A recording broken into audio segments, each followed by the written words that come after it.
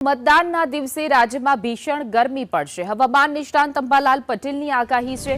26 એપ્રિલે રાજ્યમાં ભીષણ ગરમીની આગાહી છે।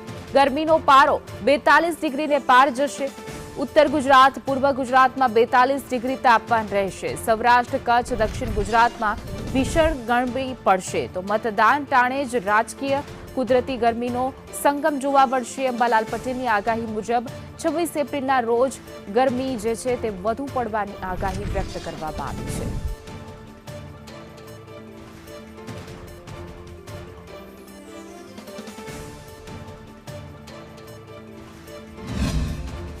કે ગરમી અકળાવનારી રહેશે અને માફ વધારે રહેશે।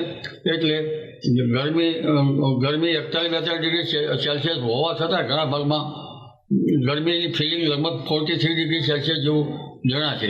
21મી એપ્રિલે ગરમી વધવાની શક્યતા રહેશે।